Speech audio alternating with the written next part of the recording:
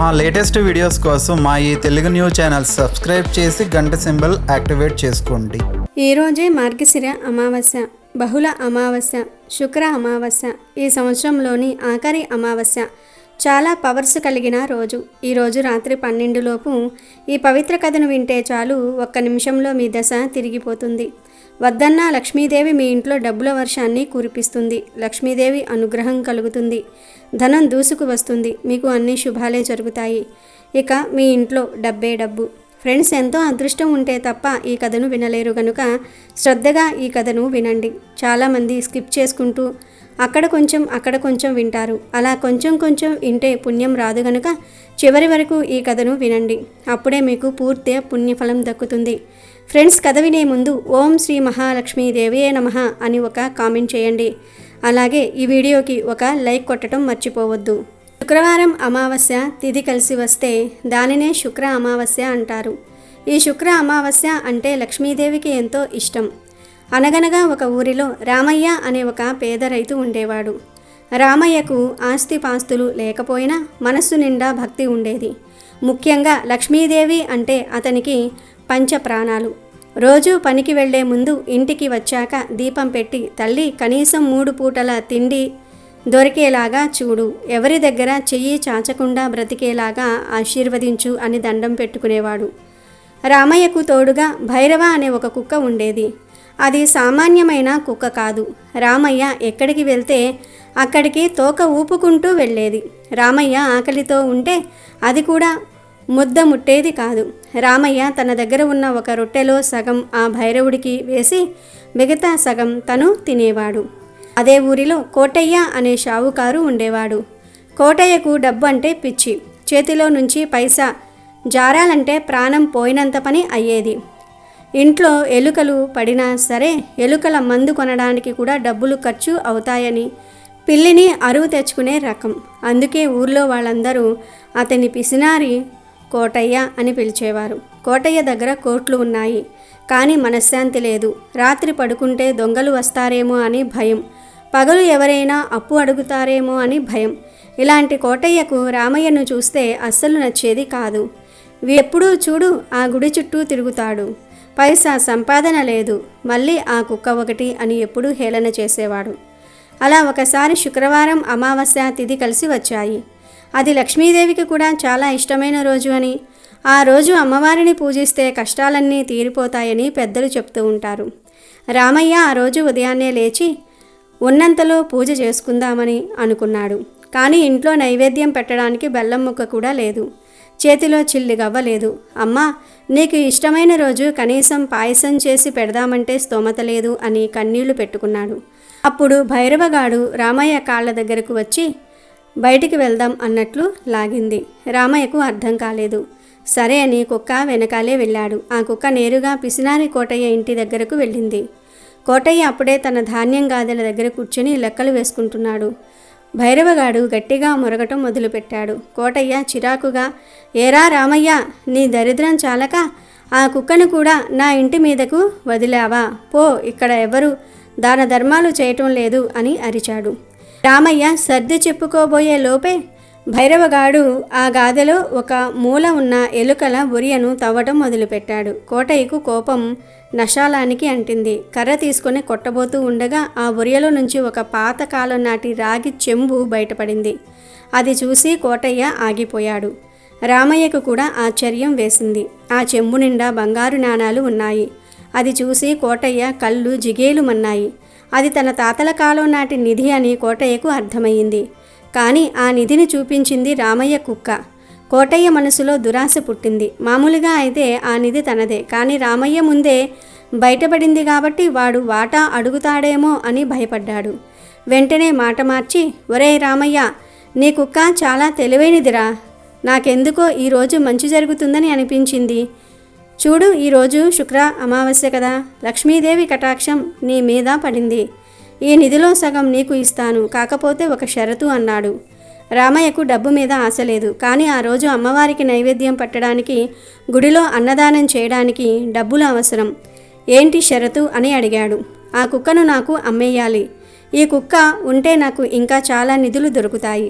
దానికి బదులుగా ఈ చెంబులో సగం బంగారం నీకు ఇస్తాను అన్నాడు కోటయ్య. రామయ్య అదిరిపడ్డాడు.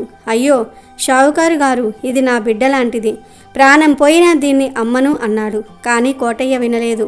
అయితే ఈ నిధిలో చిల్లి గవ్వ కూడా నీకు రాదు, పైగా నా ఇంట్లో అక్రమంగా ప్రవేశించావని కేసు పెడతాను అని బెదిరించాడు.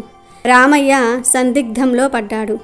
అప్పుడు భైరవగాడు రామయ్య కళ్ళల్లోనికి చూసి తోక ఊపుతూ కోటయ్య పక్కన చేరి కూర్చుంది. అంటే నువ్వు తీసుకో, నేను ఇక్కడే ఉంటాను అని చెప్పినట్టు అనిపించింది రామయ్యకు. మనసు చంపుకుని కనీసం ఆ డబ్బుతో ఊరిలో పేదలకు అన్నదానం చేయొచ్చు కదా అని రామయ్య ఒప్పుకున్నాడు. రామయ్య బంగారు నాణేలు తీసుకుని వెళ్ళిపోయాడు. ఆ రోజు ఊరంతా గొప్పగా అన్నదానం చేశాడు. లక్ష్మీ పూజ ఘనంగా జరిగింది. కానీ రామయ్య మనసు మాత్రం కుక్క దగ్గరే ఉంది.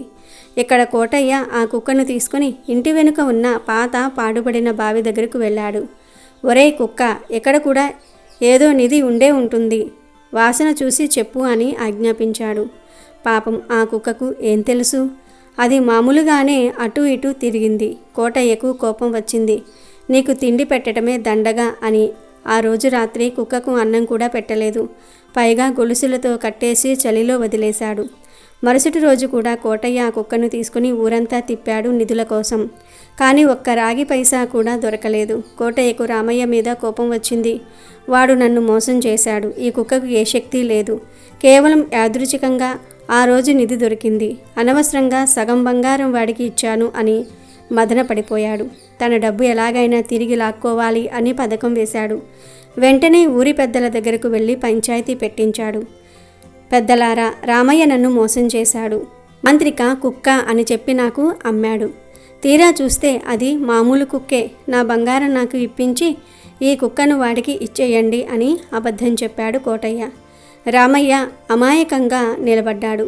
అయ్యా, నేను అమ్మను అని చెప్పినా ఆయనే బలవంతం పెట్టాడు. ఆ డబ్బును కూడా నేను నా కోసం వాడుకోలేదు, అంతా దైవ కార్యానికే ఖర్చు చేశాను అని చెప్పాడు. పంచాయతీ పెద్దలు ఆలోచనలో పడ్డారు. అప్పుడు ఆ ఊరి పెద్ద ఒక తీర్పు చెప్పాడు. కోటయ్య గారు, రామయ్య డబ్బు ఖర్చు చేసేశాడు కాబట్టి ఇప్పుడు వెనక్కి తిరిగి ఇవ్వలేడు. కానీ నీకు ఆ కుక్క వద్దనుకుంటే రామయ్యకు ఇచ్చేయి. దానికి బదులుగా రామయ్య నీ పొలంలో సంవత్సరం పాటు ఉచితంగా పనిచేస్తాడు అని చెప్పాడు. కోటయ్యకు ఇది లాభమే అనిపించింది. కూలి ఇవ్వకుండా పనివాడు దొరుకుతాడు కదా అని సంతోషంగా ఒప్పుకున్నాడు. భైరవగాడు పరుగున వచ్చి రామయ్యను నాకుతూ సంతోషం వ్యక్తం చేసింది. రామయ్య కష్టాలు మొదలయ్యాయి. కోటయ్య ఇంట్లో ఆ కుక్క ఉన్నన్ని రోజులు అతనికి తెలియకుండానే ఒక వింత జరిగింది. ఆ కుక్క అడుగుపెట్టిన దగ్గర నుంచి కోటయ్యకు వ్యాపారంలో నష్టాలు రావటం మొదలయ్యాయి. వడ్డీలు వసూలు కాలేదు. సరుకు పాడైపోయింది. కుక్క వెళ్ళిపోయాక కూడా ఆ దరిద్రం వదల్లేదు. ఎందుకంటే ఆ కుక్క సాక్షాత్తు కాలభైరవుడి స్వరూపం అని. అది ధర్మం ఉన్న చోటే నిలుస్తుందని కోటయ్యకు తెలియలేదు.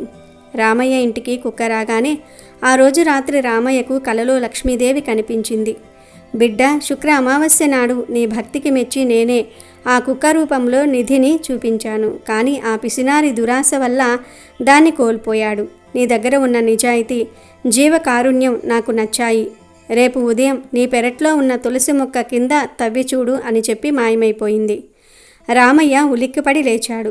తెల్లారింది. భార్యతో కలిసి తులసి మొక్క కింద తవ్వాడు. అక్కడ ఒక చిన్న లంకె బిందె దొరికింది. అందులో బంగారం కాదు, అంతకన్నా విలువైన వజ్రాలు ఉన్నాయి. ఆశ్చర్యం ఏంటంటే ఆ వజ్రాల కాంతికి రామయ్య గుడిసె కూడా రాజభవనంలా మెరిసిపోయింది. విషయం తెలిసి ఊరంతా రామయ్యను చూడడానికి వచ్చారు. కోటయ్య కూడా పరిగెత్తుకుంటూ వచ్చాడు. అతనికి నోట మాట రాలేదు.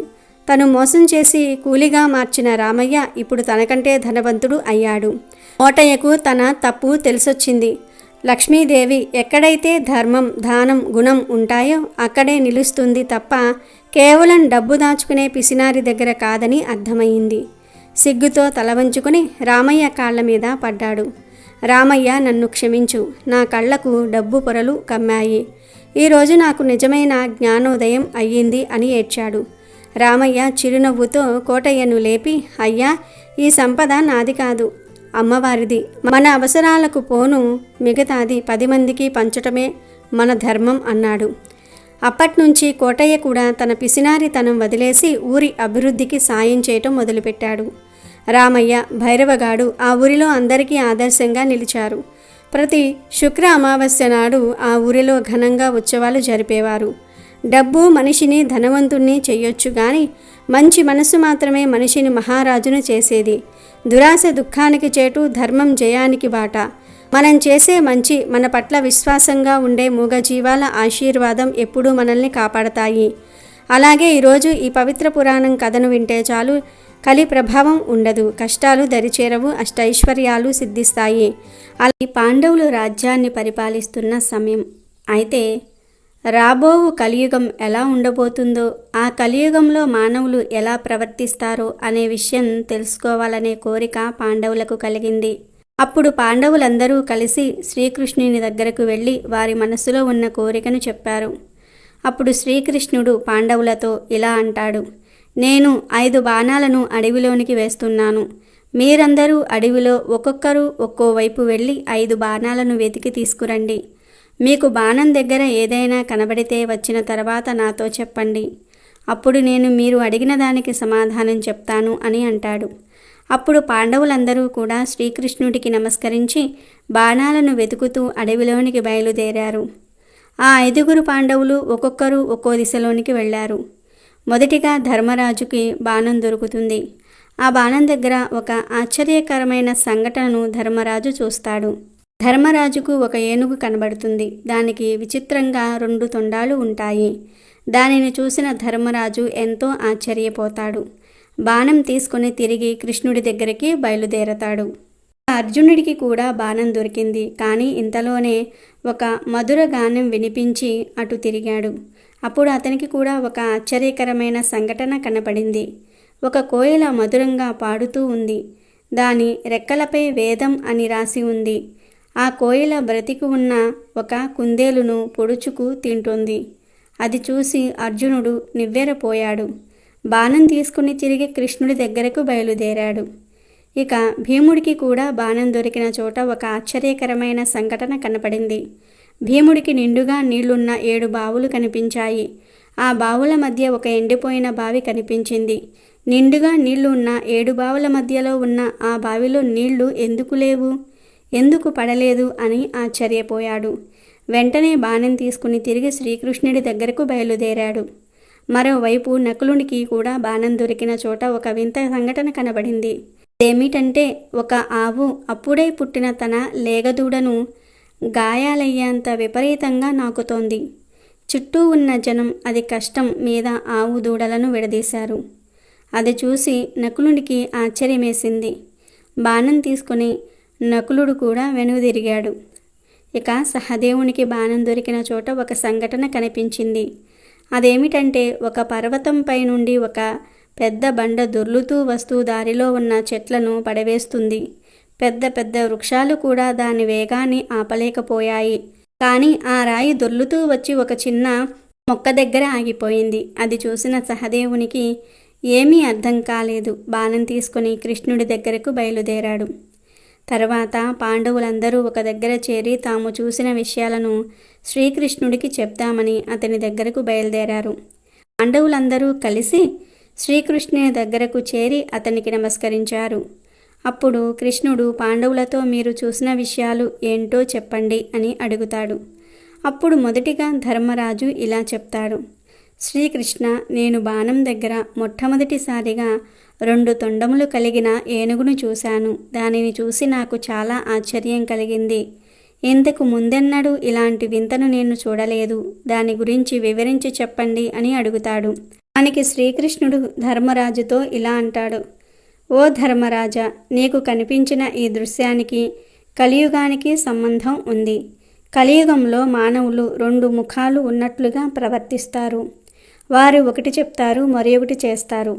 వారు బయటకు ఒక విధంగా చెప్పి లోపల మనసులో మాత్రం వేరే విధంగా ఆలోచిస్తారు. కలియుగం వీరి రాజ్యమే నడుస్తుంది. మనిషి ఒక్కడే అయినా ఆలోచన మాత్రం 2 రకాలుగా చేస్తాడు. వీరితో చాలా జాగ్రత్తగా ఉండాలని చెప్తాడు. తర్వాత అర్జునుడు ఇలా అడుగుతాడు: శ్రీకృష్ణ, నేను చూసింది ఇంకా ఆశ్చర్యంగా ఉంది. నేను బాణం తీసుకునే ప్రదేశంలో ఒక కోయిల రెక్క మీద వేదం అని రాసి ఉంది. ఆ కోయిల మధురమైన గానం చేస్తూ జీవించి ఉన్న కుందేలును పొడుచుకుని తింటూ కనిపించింది. సాక్షాత్తు సరస్వతీదేవినే మరిపించే ఆ కోయిల ఇంత వికృత చేష్టలు ఎలా చేయగలుగుతుంది అంటూ తనకు కలిగిన సందేహాన్ని కృష్ణ భగవాన్ వారి దగ్గర వ్యక్తం చేశాడు అర్జునుడు. అప్పుడు కృష్ణుడు ఈ విధంగా సమాధానమిచ్చారు. అర్జున, కలియుగంలో సరస్వతీదేవిని మెప్పించి విద్యావంతులు అయిన విద్వాంసులు, తెలివైన వారు తమ జ్ఞానాన్ని సక్రమంగా వినియోగం చేయకుండా కాకుండా అమాయక ప్రజలను, చదువురాని పేదవారిని మాయమాటలు చెప్తూ దోచుకుంటారు అని ఆ పక్షిలాగా వాళ్లను పీక్కు తింటారు. కోయిలలాగా తీయని మాటలు చెప్తూ వారిని వేధిస్తారు అని శ్రీకృష్ణుడు సమాధానమిచ్చాడు. అదేవిధంగా తర్వాత భీముడు ఇలా అడుగుతాడు. శ్రీకృష్ణ, నేను వెతికిన బాణం ఉన్న చోట నాకు 7 బావులు కనిపించాయి. ఈ 7 బావులలో 6 నిండుగా నీరు ఉంది, కానీ మధ్యలో ఒక బావిలో ఒక్క చుక్క నీరు కూడా లేదు. ఒకే నేలపై ఉన్న ఈ 7 బావుల్లో ఇదేం తేడా అంటూ భీముడు తన సందేహాన్ని శ్రీకృష్ణుడికి తెలియజేస్తాడు. భీముని ప్రశ్నకు సమాధానంగా కృష్ణుడు ఇలా చెప్తాడు. భీమ, కలియుగంలో ఉన్నవాడు మరింత ధనవంతుడవుతాడు. పేదవాడు మరింత నిరుపేదగా మారి కటిక దరిద్రాన్ని అనుభవిస్తాడు. ధనవంతుల మధ్యలో ఉన్న కూడా పేదవాడు ఎన్నడూ ఎప్పుడూ పేదవాడిగానే ఉంటాడు. దానికి సంకేతమే ఈ బావులు అని శ్రీకృష్ణుడు వెల్లడిస్తాడు. ఆ తరువాత నకులుడు శ్రీకృష్ణుణ్ణి ఇలా అడుగుతాడు.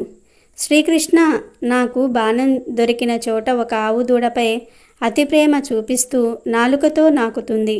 ఆవు ప్రేమ ఎలా ఉంది అంటే ఆ ఆవును నాకటం వల్ల ఆ దూడకు గాయాలు అయ్యి రక్తం కారిపోతుంది.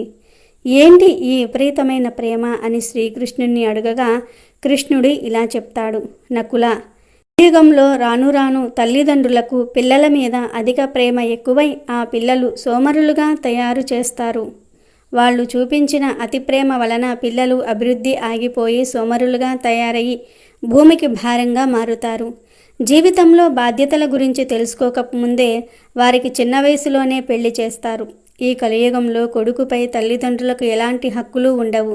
కేవలం భార్యకు మాత్రమే పూర్తి హక్కులు ఉంటాయి. కలియుగంలో తల్లిదండ్రులు పిల్లలపై చూపే అతి ప్రేమకు ఆవు దూడలు చిహ్నాలు అని నకులునికి సమాధానమిస్తాడు శ్రీకృష్ణుడు. ఇక చివరివాడైన సహదేవుడు శ్రీకృష్ణుణ్ణి ఎలా అడుగుతాడు.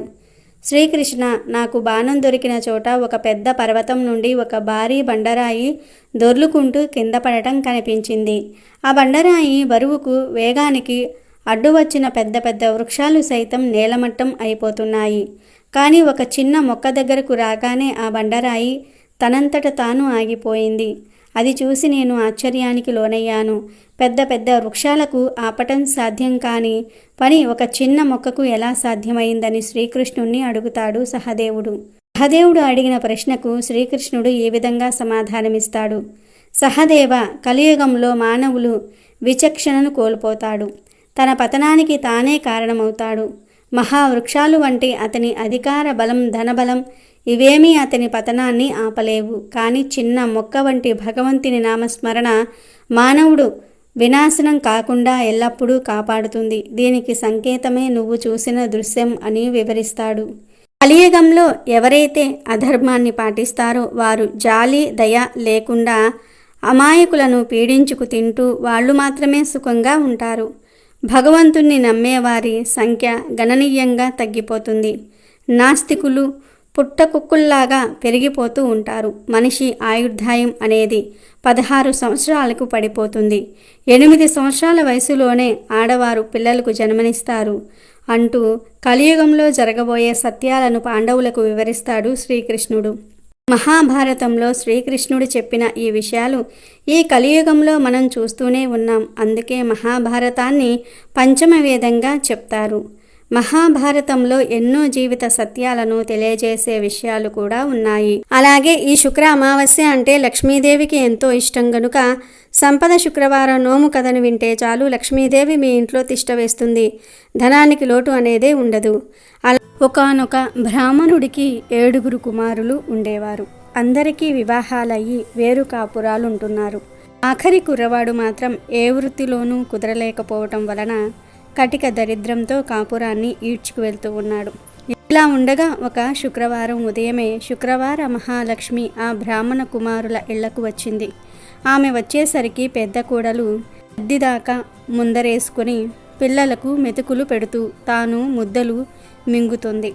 అది చూసి దీనింటికి ఎందుకొచ్చానా అనుకుంటూ లక్ష్మీదేవి రెండో కొడుకింటికి వెళ్ళగా రెండో కోడలు పాచివాకిట్లో కూర్చుని పేడ చేసుకుంటుంది. శుక్రవారం మహాలక్ష్మి ముక్కు మూసుకుని మూడో ఇంటికి వెళ్ళగా ఆ కోడలు పాత గుడ్డలకు మాసిక వేసుకుంటుంది. ఈ ఇల్లు లాభం లేదని లక్ష్మి మరో కుమారుడి ఇంటికి వెళ్ళగా అక్కడ నాలుగో కోడలు పాచివాకిట గుంటలో వడ్లు వేసి దంచుకుంటుంది. లక్ష్మి వేరే వైపు వెళ్ళగా ఆ వేళకు అక్కడ ఐదో కోడలు జుట్టు విరబూసుకొని పేలు కుక్కుకుంటుంది. ఆ బిగువున అలాగే పైకి వెళ్ళగా ఆరో కోడలు పాచివాకిట్లోనే పిల్లలకు తలంటు పోసి తాను కూడా తలంటుకుంటుంది. అక్కడ కూడా ఉండబుద్ధి కాని లక్ష్మీదేవి మరికొంచెం ముందుకు రాగా అక్కడ ఏడవ కుమారుడి గుడిసె కనపడింది.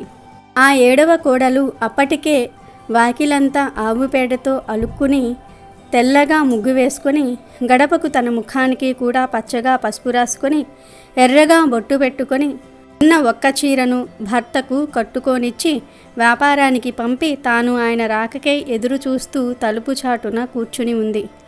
ఆహా, ఇక్కడంత చక్కగా చల్లగా సుఖంగా శుభ్రంగా ఉందో కదా, నేనిక్కడే సేద తీరత అనుకుని లక్ష్మీదేవి అరుగు మీద కూర్చుని ఇంట్లో వారెవరో ఇలా బయటకు రెండని పిలిచింది. అందుక తలుపు చాటున కూర్చున్న తరుణీమణి, అమ్మ, మా ఇంటి కట్టుబట్ట ఒక్కటే ఉంది, దానిని మా ఆయన కట్టుకుని వ్యాపారానికి వెళ్ళారు, ఆయన వచ్చే వరకు నేను బయటకు రాలేను అని చెప్పింది. అది విని లక్ష్మీదేవి ఆమెకొక చీరను లోపలికి అందించింది. అది కట్టుకుని బయటకు రమ్మంది.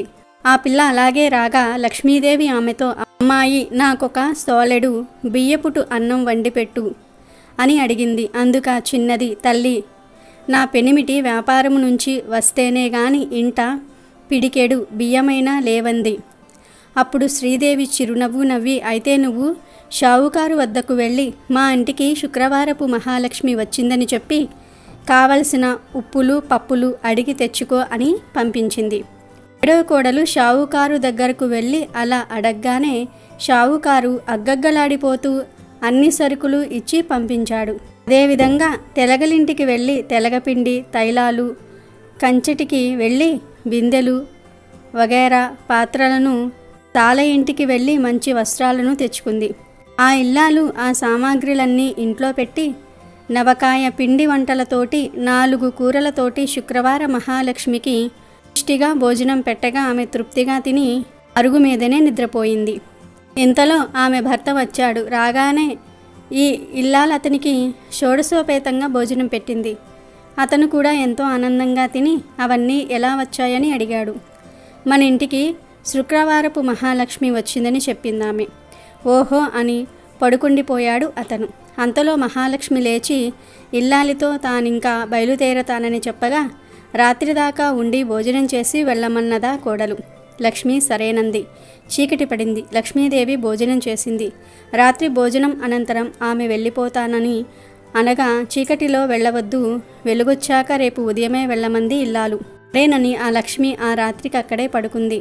రాత్రి వేళ లేచి, అమ్మాయి, కడుపు నొప్పిగా ఉంది, ఒక్కసారి వీధిలోకి వెళ్ళి వస్తావా అని చెప్పగా కోడలు చీకట్లో పురుగు పుట్ల ఉంటాయి, వీధిలో కెందుకు, ఎప్పుడు అవసరమైతే అప్పుడు ఇంట్లోనే ఏదో ఒక మూల కూర్చోమంది. మహాలక్ష్మి అలాగే చేసింది. రాత్రి అంతా నిద్రపోతుండగా మహాలక్ష్మి లేచి ఇంట్లో 4 మూలలా కూర్చుని తెల్లారి బ్రాహ్మణ దంపతులు లేచే లోపల మాయమైపోయింది. ఉదయం నిద్ర మేలుకొనగానే ఇంటి మూలలు శుభ్రం చేయటం కోసం ఆ గృహిణి చేట చీపురు తీసుకొని వచ్చి చూడగా 4 మూలలా 4 బంగారు కుప్పులున్నాయి. ఆమె వాటిని పెద్ద పళ్ళెంలో పెట్టి పైకెత్తి పట్టి, నా యందు శుక్రవారపు మహాలక్ష్మి కరుణించిందుహో అంటూ ఆనందంతో కేకలు వేయసాగింది. ఆ కేకలకు నిద్రలేచిన భర్త జరిగినది తెలుసుకుని ఆనందించాడు. మొదలు జీవితాంతం ఆ దంపతులు సంపద శుక్రవార నోము నోచుకుంటూ అనతి కాలంలోనే ఆ ఊరందరిలోనూ ధనవంతులయ్యారు. వ్రత విధానం. సంపద శుక్రవారం నోము అనేది శ్రావణ మాసం మొదటి శుక్రవారం నాడు మొదలుపెట్టి 5 శుక్రవారాలు ప్రతి శుక్రవారం ఆచరించే శుభవ్రతం. ఈ వ్రతం చాలా సులభంగా చేసుకోవచ్చు.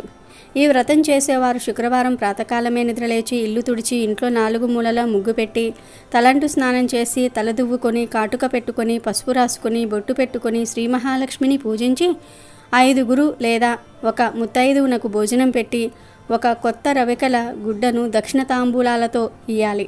ఇలా 5 సంవత్సరాల పాటు ప్రతి శుక్రవారం చేసి అనంతరం ఉద్యాపన చేసుకోవాలి. నోము నోచుకున్నంత కాలము శుక్రవారాలు ఒంటిపూట భోజనమే చేయాలి.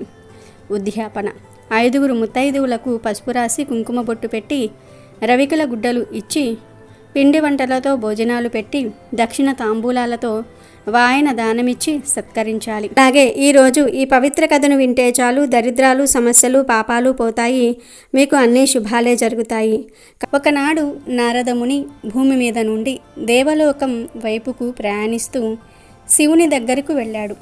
కైలాస పర్వతం మీద నందితో కూర్చుని ఉన్న శివుడు నారదమునిని చూసి ఉచిత ఆసనం చూపించి ఇలా అన్నాడు. నారదముని, ఈరోజు మీరు కైలాస పర్వతానికి ఏ సహాయం కోసం వచ్చారు అని అడిగాడు.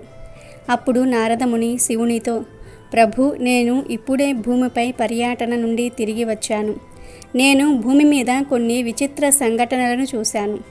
భూమిపై ఉన్న చాలామంది తల్లిదండ్రుల పిల్లలు వారి వృద్ధాప్యంలో వారి మాట వినటం లేదు, వారిని సరిగ్గా చూసుకోవటం లేదు, వారి దగ్గర ఉన్న ధనాన్ని ఆస్తిని అంతా లాగేసుకుని వారిని ఇంటి నుండి బయటకు తోసేస్తూ ఉన్నారు, లేదా వృద్ధాశ్రమాలలో అనాథ ఆశ్రమాలలో వదిలేస్తూ ఉన్నారు.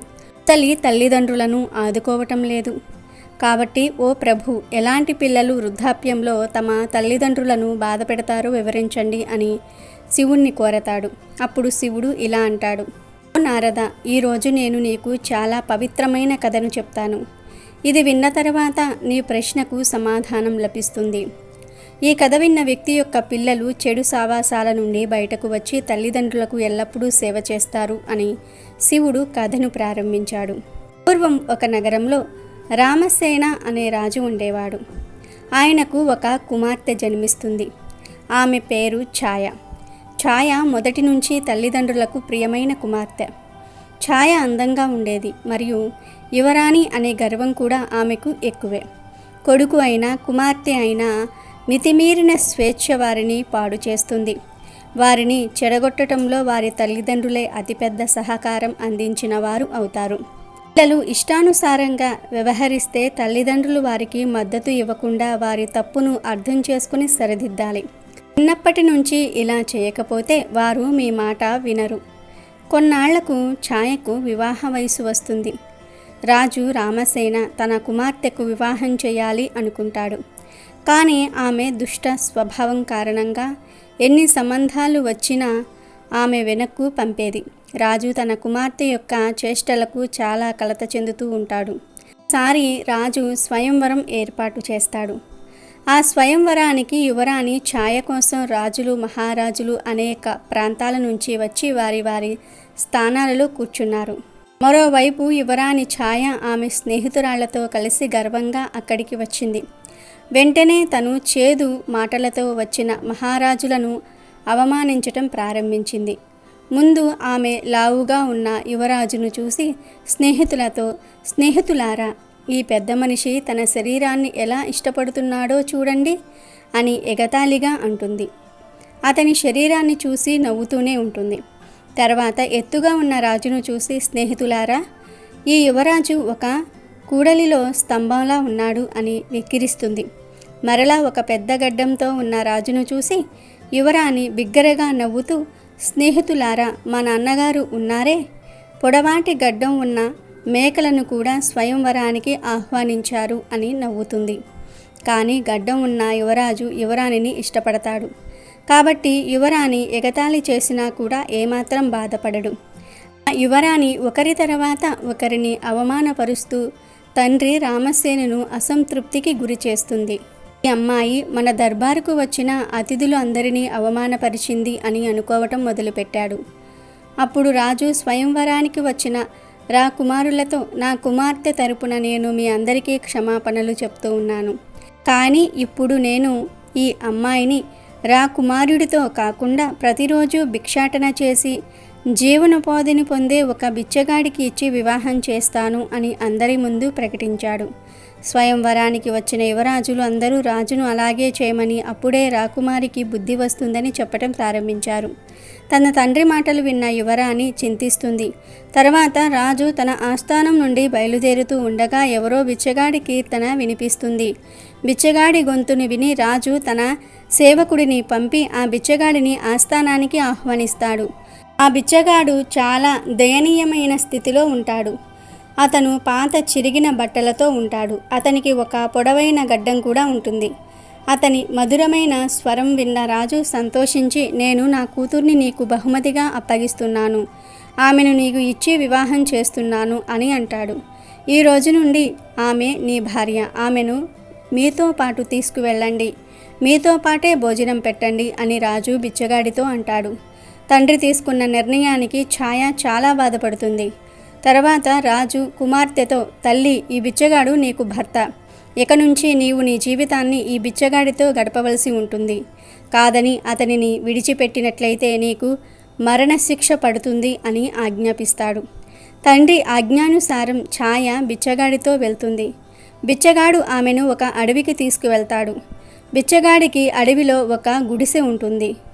వెళ్ళిన వెంటనే ఒక మామిడి చెట్టును గుడిసె దగ్గర నాటుతాడు బిచ్చగాడు. యువరాణి గుడిసె పక్కన ఒక పెద్ద అందమైన పొలాన్ని చూస్తుంది. ఇది ఎవరి పొలం అని బిచ్చగాడిని అడుగుతుంది. అప్పుడు బిచ్చగాడు, ఓ యువరాణి, ఈ పొలం ఒక గడ్డం ఉన్న యువరాజుది అని నేను విన్నాను. మీరు స్వయంవరంలో ఆ యువరాజునే గడ్డం ఉన్న మేక అని వెక్కిరించారు. కానీ మీ దురదృష్టం అదే పొడవాటి గడ్డంతో ఉన్న నేను నీకు భర్తను అయ్యాను. ఆ గడ్డం ఉన్న యువరాజును పెళ్లాడితే ఈ పొలానికి మీరే యజమాని అయ్యేవారు. కానీ ఇప్పుడు పశ్చాత్తాపడి ప్రయోజనం లేదు. ఇక నుంచి మీరు ఈ బిచ్చగాడితో జీవితం గడపాల్సిందే అని అన్నాడు. తరువాత ఛాయ గుడిసె నుండి కొంత దూరం నడిచి వెళ్తుంది. అక్కడ అందమైన పూలు, పండ్లతో కూడిన ఒక తోటను చూస్తుంది. ఈ తోటలో కాసేపు విశ్రాంతి తీసుకుందాం, చాలా అందంగా ఉంది అని యువరాణి బిచ్చగాడితో అంటుంది. ఈ తోట కూడా మీరు అవమానించిన అదే గడ్డం మేకకు చెందినదే. త్వరగా విశ్రాంతి తీసుకొని ఇక్కడి నుంచి వెళ్ళిపోవాలి, లేదా అదే గడ్డం ఉన్న యువరాజు మిమ్మల్ని అవమానించి తరుముతాడు. మీరు అతనిని పెళ్లాడితే ఈ తోట కూడా మీదే అయి ఉండేది. బిచ్చగాడు అయిన నాతో రావాల్సిన అవసరం ఉండేది కాదు, కానీ మీ గర్వమై మిమ్మల్ని ఇక్కడకు తీసుకువచ్చింది అని బిచ్చగాడు అంటాడు. ఇద్దరూ కొంత దూరం వెళ్ళిన తర్వాత చాలా అందమైన నగరానికి చేరుకుంటారు. ఈ నగరం ఏ రాజుకు చెందినది అని యువరాణి బిచ్చగాడితో అడుగుగా, ఓ యువరాణి, ఈ నగరం కూడా అదే గడ్డం ఉన్న యువరాజుకు చెందినదే. ఒక్కసారి ఆలోచించండి, మీరు అతన్ని వివాహం చేసుకుంటే ఈ నగరానికి మహారాణి అయ్యేవాళ్ళు. వేలాది మంది బానిసలు మీకు సేవలు చేసేవాళ్ళు. కానీ మీరు మీ రూపాన్ని చూసి గర్వపడి మీ విధిని నాశనం చేసి బిచ్చగాడైన నన్ను వివాహం చేసుకున్నారు. మీ గర్వం వల్ల మీ జీవితాన్ని దుర్భరంగా మార్చుకున్నారు అంటాడు. బిచ్చగాడి మాటలు విన్న యువరాణి చాలా పశ్చాత్తాపడుతుంది. ఇప్పుడు నువ్వు నా భార్యవు, నేను నీ భర్తను. ఇప్పుడు నువ్వు రాజభవనాల గురించి కలలు కనటం మానేసి నాతో పాటు నా గుడిసెలో బతకాలి అంటూ రాజకుమారి ఛాయను తన గుడిసెకు తీసుకువెళ్ళాడు బిచ్చగాడు. ఆమె నగరానికి కొంత దూరంలో ఒక చెరువు ఒడ్డున కట్టిన గుడిసెను చూసి చాలా కోపం తెచ్చుకుంది. ఇది ఎంత చిన్న గుడిసె! నేను ఈ చిన్న గుడిసెలో నివసిస్తే ఊపిరాడదు. ఈ రోజు నుండి ఈ గుడిసెలో నేను నివసించాలా? కానీ నా సేవకులు ఎవ్వరూ కనిపించటం లేదు అని రాజకుమారి అంటుంది. అప్పుడు బిచ్చగాడు, నేను బిచ్చగాడిని, నాకు సేవకులు ఎందుకు ఉంటారు? మీరే ఈ గుడిసెలో పనులన్నీ చేయాలి. ముందు గుడిసెను శుభ్రం చేసి నాకు భోజనం వండి పెట్టండి. చాలా ఆకలిగా ఉంది, నడుస్తూ అలసిపోయాను అని బిచ్చగాడు యువరాణి ఛాయతో అంటాడు. కానీ ఛాయకు భోజనం వండటం రాదు. అందుకే బిచ్చగాడు యువరాణి ఛాయ ఇద్దరూ కలిసి ఆహారం తయారు చేస్తారు. ఆహారం తిన్న తర్వాత వారు నిద్రిస్తారు. మరుసటి రోజు బిచ్చగాడు యువరాణిని లేపి ఇంటి పనులన్నీ కూడా చేయమని చెప్పి, జీవనోపాధికి ఏదైనా పని చేయాలని నేను మామిడికాయలను కోసి బుట్టలో వేస్తాను, యువరాణి బజారుకు తీసుకుని వెళ్ళి మామిడికాయలను అమ్మాలి అని అంటాడు. అప్పుడు యువరాణి, నేను మామిడికాయలు అమ్మటం చూస్తే నన్ను ఎవరైనా గుర్తిస్తారు, అప్పుడు నన్ను ఎగతాళి చేస్తారు, నేను దానికి సిగ్గుపడాల్సి వస్తుంది, కనుక నేను అమ్మడానికి వెళ్ళలేను అని చెప్తుంది. దానికి బిచ్చగాడు, మీరు ఎందుకు సిగ్గుపడాలి? ఇప్పుడు మీరు యువరాణి కాదు, నువ్వు బిచ్చగాడి భార్యవు. ఇప్పుడు మీరు అవమానం గురించి ఆలోచిస్తే ఆకలితో ఉండవలసి వస్తుంది అని అంటాడు. ఇక చేసేది లేక యువరాణి బజారులో రోడ్డు మధ్యలో కూర్చొని మామిడి పండ్లను అమ్మటం ప్రారంభిస్తుంది. అప్పుడు మంత్రి అక్కడకు వచ్చి ఆమెను తన్ని మామిడి పండ్లను విసిరివేస్తాడు. యువరాణి తన విధికి కన్నీళ్లు పెట్టుకుంటుంది. జరిగిన విషయం బిచ్చగాడికి చెప్తుంది. అప్పుడు బిచ్చగాడు, మీకు వేరే పని అప్పగిస్తాను అని, రేపటి నుండి మీ పనికి ఏర్పాట్లు చేస్తాను అని చెప్పాడు. మరునాడు బిచ్చగాడు రాణితో, రాజుగారి అధికారి వంటగదికి వెళ్ళి అక్కడ వంటవాడితో కలిసి ఆహారం వండాలి. అక్కడ నుండి మనకు తినడానికి మంచి ఆహారం కూడా వస్తుంది, కనుక నువ్వు ఆ పనికి వెళ్ళు అని చెప్తాడు. ఈ విధంగా అహంకారి అయిన యువరాణి వంటవారితో కలిసి పనిచేయటం ప్రారంభించి రాత్రికి మిగిలిన ఆహారాన్ని తన ఇంటికి తీసుకువచ్చింది. వారిద్దరి జీవితం ఇప్పుడు భిన్నంగా ఉంది. ఆ రోజు ప్రశాంతంగా గడిచిపోయింది. తర్వాత ఒకరోజు ఛాయ కిటికీలో నుంచి చూస్తూ ఉండగా రాజభవనం నుంచి పెద్ద పెద్ద అతిథులు ఆమెకు స్వాగతం పలకడానికి వస్తూ ఉంటారు. ఆమె బయటకు వచ్చినప్పుడు ఒక రాజవేషధారణలో ఉన్న వ్యక్తి ఆమెను తీసుకువెళ్తాడు. రాజకుమారి ఆయన ముఖంలోనికి చూసేసరికి భయంతో వణికిపోతుంది. ఎందుకంటే ఆయన గడ్డంతో ఉన్న మేక అని అవమానించిన రాజు. తర్వాత ఆయన రాణి చేతిని పట్టుకుని అతిథులందరూ కూర్చుని ఉన్న రాజభవనానికి తీసుకువెళ్తాడు. అక్కడున్న వైభవాన్ని చూసి యువరాణి కాళ్ళు చేతులు వణికిపోతాయి. అప్పుడు గడ్డం ఉన్న యువరాజు రాజకుమారితో, రాజకుమారి భయపడకు, నీతో పాటు గుడిసెలో నివసించిన నీ బిచ్చగాడు భర్తను నేను మిమ్మల్ని ఇష్టపడుతున్నాను. మీ తండ్రి వాగ్దానాన్ని దృష్టిలో ఉంచుకుని నేను బిచ్చగాడిలా మారి మిమ్మల్ని వివాహం చేసుకున్నాను. ఇప్పుడు మీ గర్వం కూడా నశించింది. ఇక్కడకు చాలామంది అతిథులు వచ్చారు. ఇప్పుడు నేను నిన్ను గౌరవప్రదంగా వివాహం చేసుకుంటాను అని అంటాడు. అప్పుడు యువరానికి విషయం మొత్తం అర్థమవుతుంది. అందరూ యువరాణిని ఆశీర్వదిస్తారు. ఆమె తన అహంకారాన్ని పూర్తిగా వదిలేసింది. తర్వాత ఆమె ఆ గడ్డం రాజును పెళ్లి చేసుకుని సంతోషంగా జీవించింది. కాబట్టి నారదా, ఈ విధంగా ఎవరి పిల్లలు వారి కోరిక ప్రకారం చేస్తారో వాళ్ళు వారి తల్లిదండ్రులను అవమానిస్తారు మరియు వాళ్ళ మాట వినరు. అలాంటి పిల్లలు ఎప్పుడూ కష్టాలతోనే ఉంటారు. అంతేకాదు, అలాంటి పిల్లలు వృద్ధాప్యంలో తమ తల్లిదండ్రులను లెక్క చేయరు. తల్లిదండ్రులను వదిలేసే అవకాశం కూడా ఉంది. కనుక పిల్లలను అతిగారాబం చేయకూడదు. ఆరాబం చేయవచ్చు, కానీ అది మితిమీరకూడదు అని చెప్పాడు. పూర్వకాలంలో కృష్ణాపురంలో రామయ్య, సుశీల అనే దంపతులు ఉండేవారు. రామయ్యది వ్యవసాయ కుటుంబం. 2 కొడుకులు, 2 కుమార్తెలు. ఉన్న కొద్దిపాటి పొలాన్ని సాగు చేస్తూ దానిపై వచ్చే ఆదాయంతో ఆ కుటుంబం జీవిస్తూ ఉన్నారు. పిల్లలు వయస్సు పెరుగుతున్న కొద్దీ ఇంటి ఖర్చులు పెరగసాగాయి. మగపిల్లలిద్దరూ పాఠశాలలకు వెళ్ళేవారు. ఆడపిల్లలు చిన్నవారు. ఆదాయం పెరగకపోవడంతో ఇల్లు గడవటం కష్టంగా ఉండేది. అలాగని ఏదైనా వ్యాపారం చేసి మరికొంత సొమ్ము సంపాదించుదామంటే రామయ్యకు ఏ వ్యాపారమూ రాదు. వచ్చే ఆ కొద్దిపాటి సొమ్ముతో ఎలాగో అలాగా నెట్టుకు వస్తూ ఉన్నాడు. సుశీల ప్రతినిత్యం క్రమం తప్పకుండా శ్రీ మహాలక్ష్మి అష్టోత్తరాన్ని పఠించేది. అలాగే రామయ్య కూడా వీలున్నప్పుడల్లా ఆ ఊరిలోని శ్రీ మహాలక్ష్మి నారాయణ ఆలయానికి వెళ్ళి స్వామి అమ్మవార్లను దర్శించి వచ్చేవారు. రోజులు ఇలా గడుస్తూ ఉండగా ఒకనాడు వారింటికి ఒక దూరపు బంధువు వచ్చాడు. అతడు వీరింట ఒకరోజు ఉండి తిరిగి వెళ్తూ రామయ్యతో ఇలా అన్నాడు. రామయ్య, నిన్ను చూస్తే నాకెంతో బాధ వేస్తున్నది. ఈ గంపెడు సంసారాన్ని ఎలా నెట్టుకొస్తున్నావో కదా. ఇంకా ఈ పిల్లలు పెద్దవారై వారికి యుక్త వయసు వచ్చాక వారి వివాహాలు ఎలా చేయగలుగుతావు? నీవు ఆ శుభకార్యాలు ఎలా చేయగలుగుతావు? నీ సంపాదన చూస్తే చాలా తక్కువగా ఉంది. ఇల్లు గడవటమే కష్టంగా ఉంది. నీకొక విషయం చెప్తాను, విను. మా ఊరి దగ్గర అష్టలక్ష్మి దేవాలయం ఉన్నది. అక్కడ శ్రీ మహాలక్ష్మి అష్టలక్ష్ములుగా వెలిసి భక్తుల పూజలు అందుకుంటున్నది. ఆ తల్లి మహామహిమాన్వితమైనదిగా ప్రజలందరి నమ్మకం. ఈ దంపతులిద్దరూ ఒక్కసారి మా ఊరి వచ్చి ఆ దేవాలయానికి వెళ్ళి అష్టలక్ష్ములను దర్శించండి. ఆ తల్లి అనుగ్రహంతో మీకు మంచి రోజులు వచ్చి జీవితం శుభప్రదంగా గడుస్తుంది అని అన్నాడు. ఇది విని ఆ దంపతులు ఎంతో సంతోషించి త్వరలోనే తప్పక వస్తామని చెప్పారు.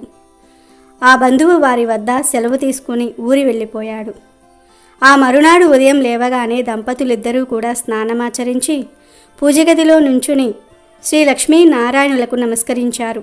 అప్పుడు రామయ్య ఇలా అన్నాడు: స్వామి శ్రీమన్నారాయణ, ఆర్తజన రక్షకుడవు, ఆపద్బాంధవుడవు, నిన్ను నమ్మిన వారిని రక్షించే అమృతమూర్తివి. మమ్ములను ఈ కష్టముల నుంచి బయటపడేసే మార్గం నీదే తండ్రి. ఓ శ్రీమన్నారాయణ, నీకివే మా నమస్కారములు. ఓ మహాలక్ష్మి జగన్మాత, మిక్కిలి దయతో కూడి ఉన్న నీ చూపులతో మమ్ము కరుణించు తల్లి. ఆశ్రయించిన వారిని ఎల్లవేళలా రక్షించే అమృతమూర్తివి నీవే తల్లి.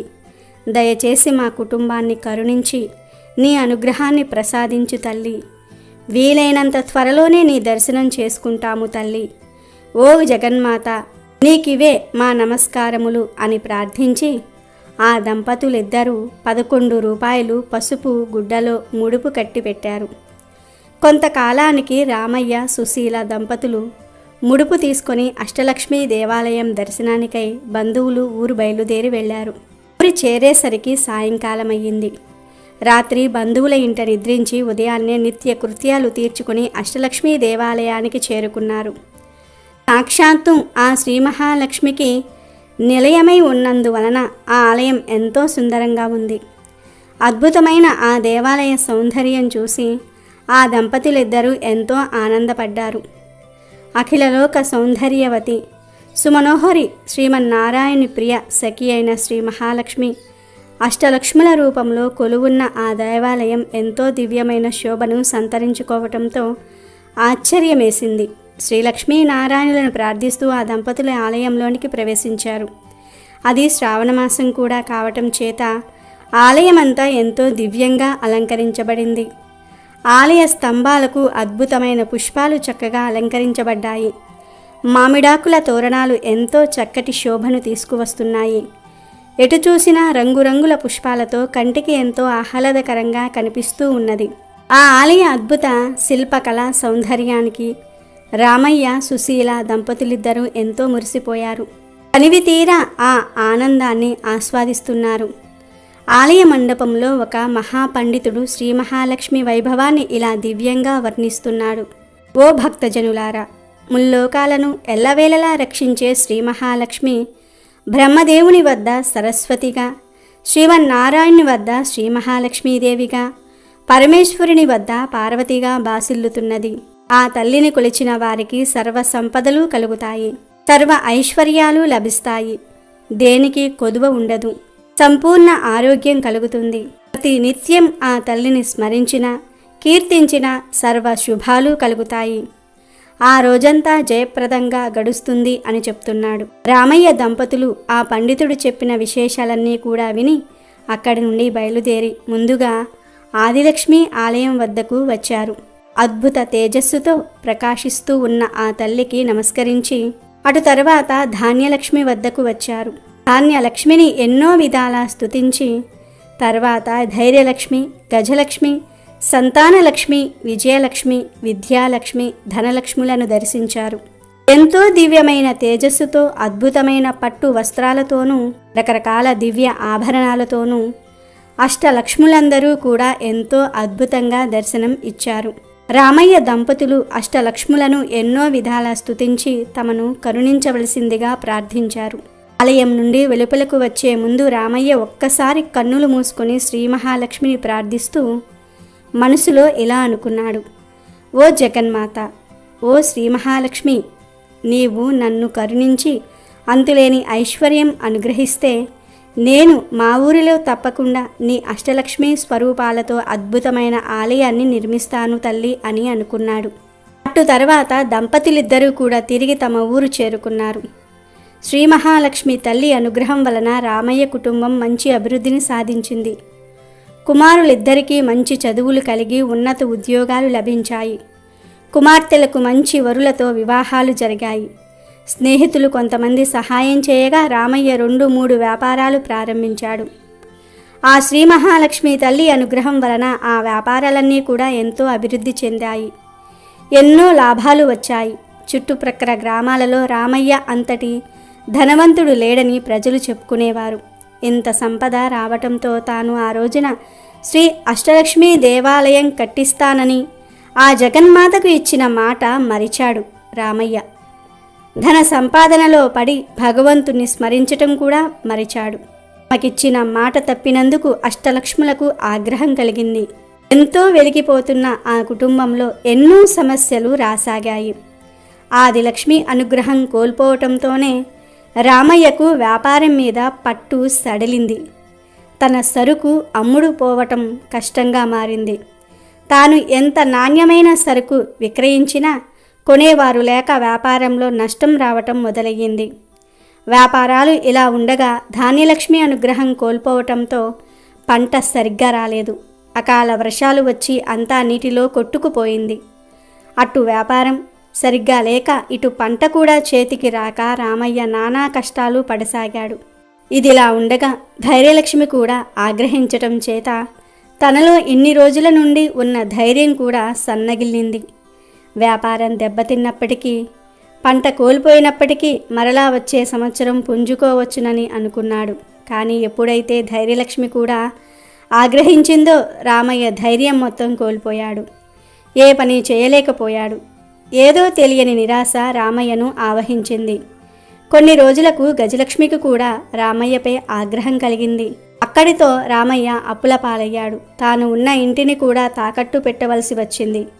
ఆ విధంగా అష్టలక్ష్ములైన ఆదిలక్ష్మి, ధనలక్ష్మి, ధైర్యలక్ష్మి, గజలక్ష్మి, సంతానలక్ష్మి, విజయలక్ష్మి, విద్యాలక్ష్మి, ధాన్యలక్ష్ముల ఆగ్రహానికి గురైన వాడై రామయ్య అనేక కష్టాలు పడ్డాడు.